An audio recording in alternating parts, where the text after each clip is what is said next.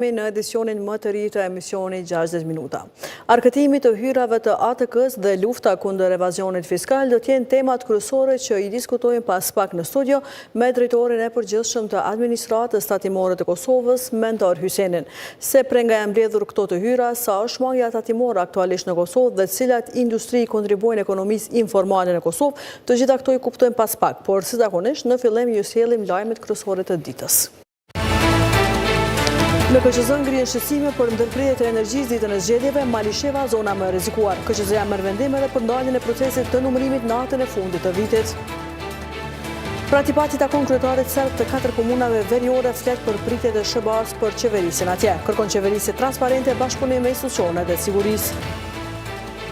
Prokuroria Speciale ngre akt akuzë ndaj kryetarit të Prishtinës Shpend Ahmeti për raportim të rënd të pasurisë. Ai dyshohet se sa ishte kryetar nuk i deklaroi 172.000 euro. Gjykata Supreme rrezon kërkesën e kryetarit të Kuvendit Kadri Veseli për lirim të përkohshëm. Në vendim thuhet se ekziston rreziku që ai ta pengojë procesin gjyqësor. Furnizimi me energji elektrike më 28 dhjetor, ditën e mbajtjes së zgjedhjeve të parakohshme, ka qenë njëra prej çështjeve kryesore të diskutuara në mbledhjen e sotme të KQZ-s. Aty u kërkua harmonizim me institucionet ditën e zgjedhjeve në rast se mund të ketë ndërprerje të energjisë elektrike.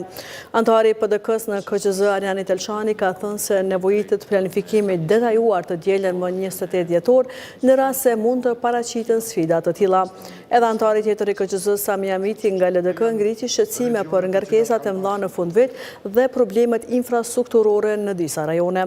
Ndërkaq Besnik Buzhale, drejtori i Zyrës për regjistrim, certifikim dhe kontroll financiar subjekteve politike, sqaroi se tashmë ka pasur komunikim me KEC-in dhe se janë identifikuar mangësitë në pajisjen e vendvotimeve me gjenerator. Bazuar në zgjedhjet e kaluara, KEC në zonat më problematike i ka ofruar vetë llambat e vendvotime. Kësaj radhe është dashur të dinë se si është puna me gjenerator. Është e vërtetë që zona më e rrezikuar është Maliseva. KEC ka informata edhe për numrin e gjeneratorëve dhe se sa prej atyre janë të disponueshëm për ndryshe. Në ditët në vijim do të komunikojmë dhe do ta shohim mundësinë se cilat janë opsionet e tyre, ka thënë Buzhala. KQZ gjithashtu sot mori vendim që për shkak të festave të fundvitit më 31 dhjetor, procesi i numërimit të votave të zhvillohet deri në orën 12 dhe më pas të ndërpritet, ndërsa të rifillojë më 1 janar nga ora 16. Por edhe me institucionet e E kur jemi të ndërprerja e energjisë elektrike, dhoma e tregtisë dhe industrisë ka alarmuar se një numër i madh i bizneseve po përballet me ndërprerje të shpeshta dhe të paplanifikuara të energjisë elektrike. Sipas një reagimi të kësaj dhome, kjo po shkakton rritje të kostove operative, humbje në prodhem e rrezikim të vazhdueshëm të funksionimit. Dhoma e tregtisë dhe industrisë u ka bërë thirrje aktorëve përgjagjës që të ndërmarrin veprime urgjente për të stabilizuar furnizimin me energjisë dhe garantimin e kushteve të qëndrueshme për funksionim të bizneseve e ruajtjen e vendeve të punës. Në disa komuna të Kosovës, qytetarët po përballen me ndërprerje të energjisë. Kjo po ndodh vetëm pak ditë pasi operatori i sistemit të transmisionit dhe tregut KOST paralajmëroi mundësinë e reduktimeve shkaku i ngarkesës.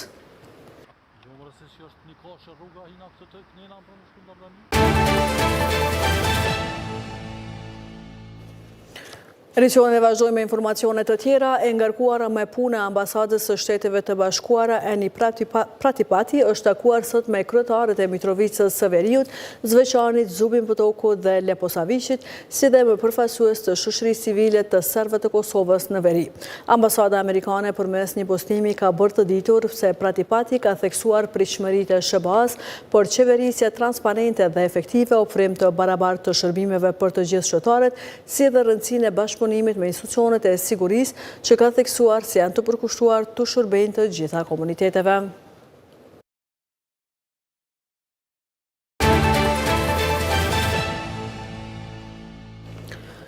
Paneli zgjedhor për ankesa dhe parashtresa ka gjobitur me 22.000 euro subjektin politik lista serbe për shkelje të kodit të etikës dhe mirësjelljes gjatë fushatës zgjedhore.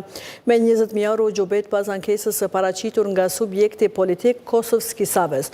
Në ankesën, e cila u pranua si e bazuar nga PZAP-ja, thuaj se në komunën e Leposaviqit në disa lokacione të ndryshme, lista serbe ka vendosur materiale propagandistike në kundërshtim me ligjin.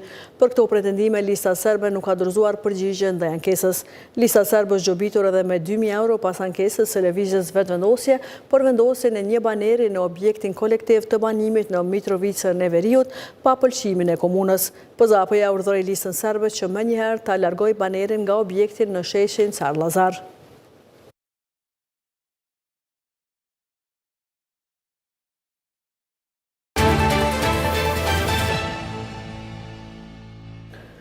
Prokuroria speciale ka ngritur akt akuzë ndaj ish-kryetarit të komunës së Prishtinës Shpend Ahmetit. Ai akuzohet se në cilësinë e kryetarit gjatë viteve 2018-2022 me dashje ka paraqitur deklarata të pasakta për pasurinë. Sipas akt akuzës 172.600 euro shuma e mjeteve që nuk i ka deklaruar. Prokuroria speciale ka ngritur akt akuzë ndaj të akuzuarit me inicialet ÇA për veprën penale mos raportem ose raportemi rami pasurisë, ardhurave, dhuratave, tjetër materiale ose detyrimeve financiare. I Pandeuri akuzohet se nga viti 2018 në vazhdimsi deri në vitin 2022 në cilësinë e kryetarit të Prishtinës me dashje ka paraqitur deklarata të pasurisë përkatësisht duke mos deklaruar deponimet në para të gatshme të realizuara personazhisht gjatë viteve të përkatëse thuhet në akt akuzën e prokurorisë. Tutje sipas kësaj akt akuze shuma e përgjithshme e mjeteve është mbi 172.000 euro. Prokurori rasti tani i dërguar është për shqyrtim tek gjykata themelore në Prishtinë, departamenti special.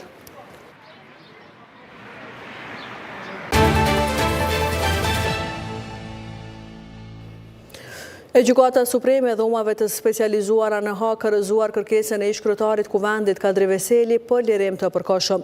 Lajmi është konfirmuar nga vetë Gjykata Speciale përmes një komunikate për media. Në vendimin e gjykatës vlerësohet se ekziston rreziku që Veseli ta pengojë procesin gjyqësor ose të kryejë vepra të tjera penale, sidomos ndaj dëshmitarëve. Sipas njoftimit, asnjë masë alternative për fshirarrestin shtëpiak apo mbikëqyrjen nga policia e Kosovës nuk është e mjaftueshme për zvogluar këto rreziqe. Gjykata vlerësoi se paraburgimi i Veselit mbetet i nevojshëm dhe proporcional pavarësisht kohëgjatjes së tij. Procesi ndaj shkretërve të UÇK-s ka nisur në prill të vitit 2023, ndërsa deklaratat përmbyllëse do të mbahen nga 9 deri më 13 shkurt të vitit të ardhshëm.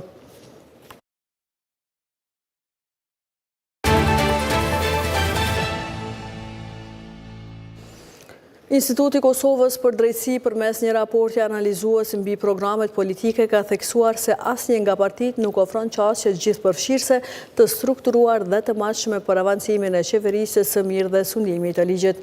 Sipas raportit, në asnjërin nga programet politike të 4 partive të mëdha politike nuk përmendet vetingu në drejtësi. Hulumtuesi i lartë në IKD Gzim Shala ka theksuar se ky është një sinjal alarmant pasi pa reforma konkrete në drejtësi, vizioni për drejtësi dhe integrim evropian betet i paqartë. E drejtori i IKD-s Sehat Miftaraj tha se partitë politike nuk u japin rëndësinë e dur proceseve që lidhen me të ardhmen e vendit dhe integrimin evropian, pasi këto çështje mungojnë ose trajtohen në mënyrë sipërfaqësore në programet e tyre politike.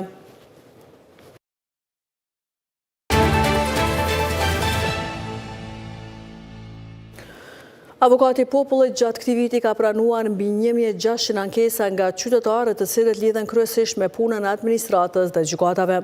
Në konferencën e fundvitit, avokati i popullit Naim Qelaj tha se gjatë këtij viti të drejtat e njerëzit e kanë humbur vëmendjen e institucioneve.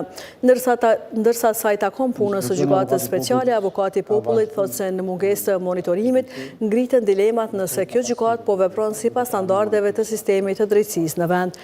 Qelaj në konferencën e fundvitit tha se karshi që udhëheq si ankesa kanë adresuar qytetar nga të gjitha komunitetet. Edhe gjatë vitit 2025, varitja procedurave gjyqësore vazhdon të jetë brenga qytetarëve sipas Qelajt. Rasu me vitin para ka një rritje.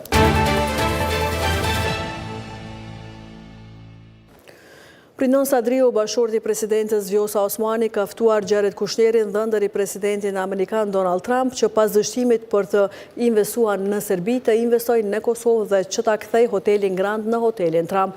Zhvendosja e këtij vizioni në Prishtinë dhe transformimi i hotelit Grand në një hotel Trump do të rigjalloronte një lokacion kyç dhe do të bashkëpunonte me njerëzit, ka shkruar Sadriu në platformën X.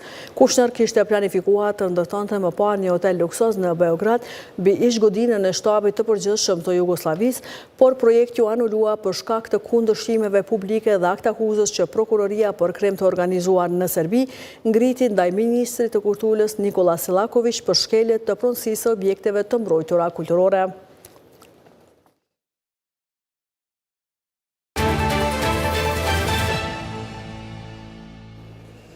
Qendra Kombëtare për Menaxhim Kufitar ka bërë thirrje që mërgjimtarët dhe qytetarët që do shfryzojnë rrugën ka Serbia të Mërkurën të gjejnë një rrugë tjetër për shkak të një proteste të paralajmëruar në fshatin Kastrat të Kurshublisë. Protesta pritet të nisë nga ora 11:50 dhe do të zgjasë deri në orën 15:50. QMKK-ja ka rekomanduar përdorimin e rrugëve alternative për të shmangur pengesat në rrugë. Aktualisht, sipas Ministrisë së Punëve të Brendshme, nuk ka kolona të gjata në pikat kufitare të Kosovës.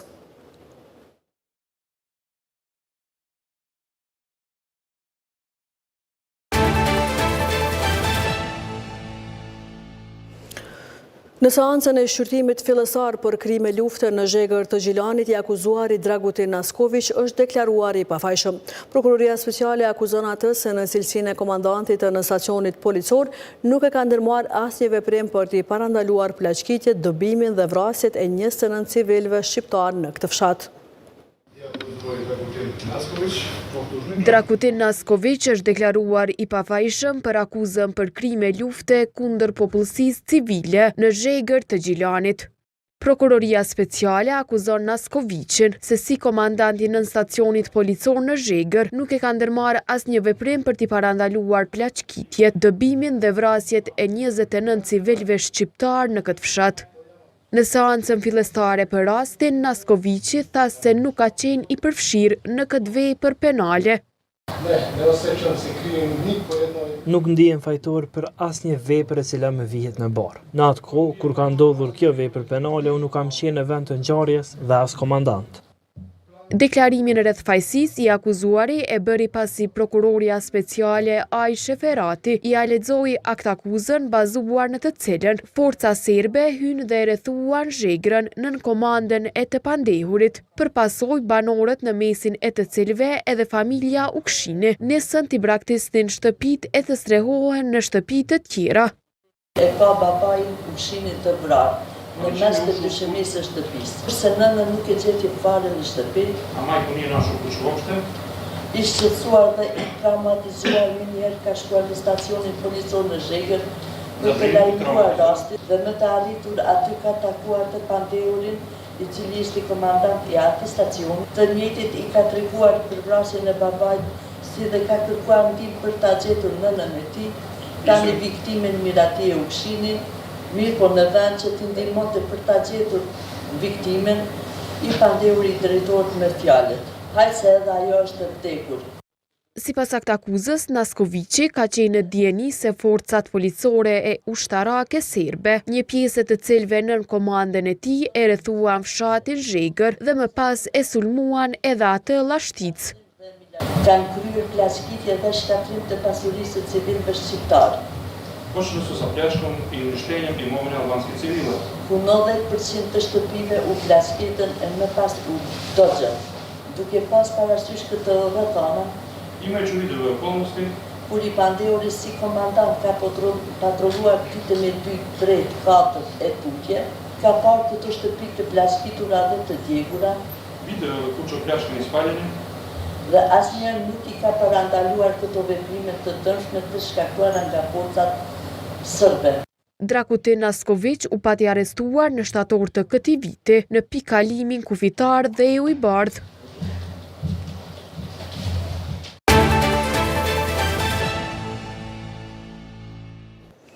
E pas zhvillimeve dhe informacioneve vendore, tani është koha të ndjekim bashkë bllokun e lajmeve të botës. 3 persona kanë vdekur mes tyre dhe një fëmijë 4 vjeç si pasojë e sulmit që Rusia e ka ndërmarrë me më se 650 dron dhe rreth 30 raketa në Ukrainë.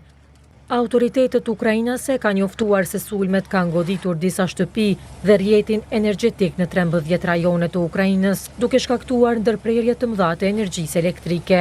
Presidenti i Ukrainës Volodymyr Zelensky ka bërë të ditur se bombardimet tregojnë qartë se presidenti rus Vladimir Putin synon të vazhdoj luftën kundër Ukrainës. Ai ka shtuar se zyrtarët Ukrainas dhe ata evropian janë ankuar se Putini nuk po tregon seriozitet në përpjekjet për paqe që po udhëhiqen nga Shtetet e Bashkuara. Sipas Zelenskit, sulmi është sinjal shumë i qartë për prioritetet e Rusisë në kohën para Krishtlindjes, kur njerëzit duan të jenë bashkë me familjet dhe të sigurt në shtëpitë e tyre. Ai ka thënë se shteti i Putinit nuk e pranon idenë e ndalimit të vrasjeve, megjithë që presidenti amerikan Donald Trump prej disa muajsh po ushtron presion për arritjen e marrëveshjes paqësore, e cila po vështirësohet shkaku i kërkesave të ndryshme që adresohen nga Moska dhe Kijevi. What's your end game? Presidenti amerikan Donald Trump ka theksuar se homologu i tij Venezuelas, Nicolas Maduro, do të bënte veprim të mençur, po qëse do të largohej nga pushteti. Këtë deklarat për presidentin e shtetit, me të cilin ka përplasje diplomatike kohëve të fundit, Trump e ka dhënë teksa ka paralajmëruar se Shtetet e Bashkuara mund ose ta mbajnë ose ta shesin naftën që e kanë konfiskuar nga brigjet e Venezuelës gjatë javës së fundit. SBA-ja e ka rritur trysnin ndaj Maduros lidhur me trafikimin e lëndëve narkotike nëpërmjet rritjes së pranisë ushtarake në rajon dhe 10 sulme ushtarake të ndërmarra mbi anijet që dyshohet se kanë kryer trafikim në Oqeanin Paqësor dhe në detin e Karajibeve.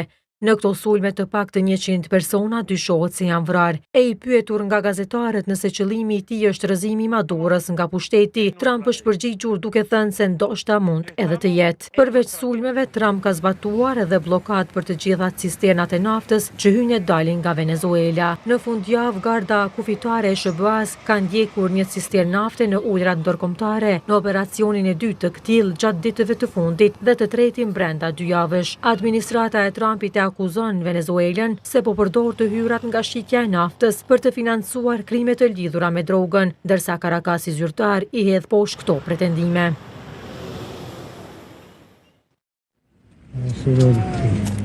Një kroat 20 vjeçar është dënuar me 50 vjet burgim për therrjen me thikë të një nxënësi 7 vjeçar gjatë sulmit të vitit të shkuar në një shkollë.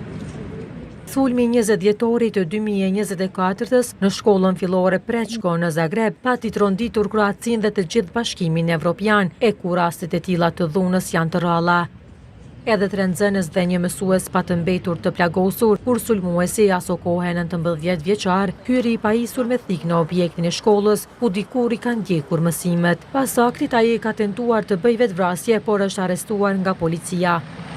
Pas vendimit të gjykatës së qarkut të Zagrebit, avokati që i përfaqëson familjarët e viktimës, Kreshimir Shkarica, ka deklaruar se dënimi ka qenë i pritshëm.